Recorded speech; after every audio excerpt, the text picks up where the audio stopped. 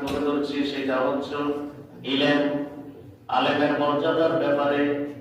আজকের খুতবা এসেছে আলেমের মর্যাদার ব্যাপারে। এই কথাটা একটু বলা দরকার।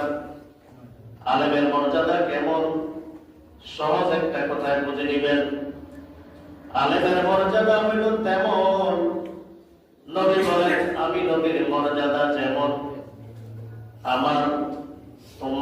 আমি নবীর চাইতে তোমরা সাধারণ মানুষ আছো, ওই সাধারণ মানুষের কাছে আমি নবীর মর্যাদা যেমন, একজন আলেম ওই সাধারণ মানুষের চাইতে মর্যাদা তেমন। শুধু তাই নয়, আল্লাহর হাবিব সাল্লাল্লাহু আলাইহি ওয়াসাল্লাম বলেছেন, ওয়ান ইবনে আব্বাস রাদিয়াল্লাহু তাআলা বলেন, তালাবুল ইলমি সাআতু খায়রু মিন কিয়ামি লাইলাতি ওয়া তালাবুল ইলমি ইয়াওমান খায়রু মিন সিয়ামি সালাসাতি আশহার। জোরে জোরে বলি সুবহানাল্লাহ। সুবহানাল্লাহ। আব্দুল্লাহ ইবনে আব্বাস রাদিয়াল্লাহু তাআলা থেকে হাদিসটা বর্ণিত, তিনি বলেন, তালাবুল ইলমি সাআতুন,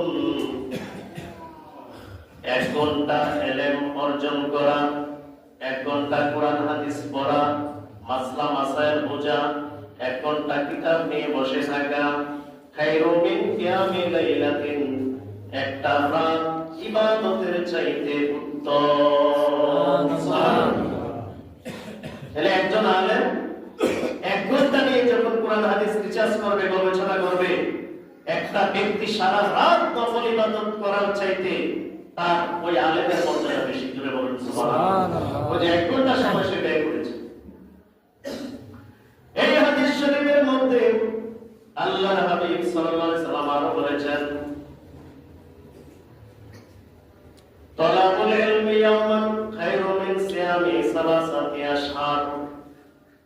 কেউ যদি একদিন ইলম নিয়ে গবেষণা করে, কোরআন হাদিস নিয়ে গবেষণা করে, কোরআন হাদিসের আলোচনা করে, ফিকহের মাসলা মাসাইল বোঝার চেষ্টা করে, ইজতিহাদ করে, কোন আলেম যদি একটা দিন এইভাবে গবেষণা করে, কোন সাধারণ মানুষ 3 মাস নফল ইবাদত বন্দেগী করলে যে সওয়াব পাবে, 3 মাস সিয়াম সাধনা করলে যে সওয়াব পাবে, একজন আলেম একদিন কোরআন হাদিস নিয়ে রিসার্চ করলে তার চাইতে বেশি সওয়াব পেয়ে যাবে।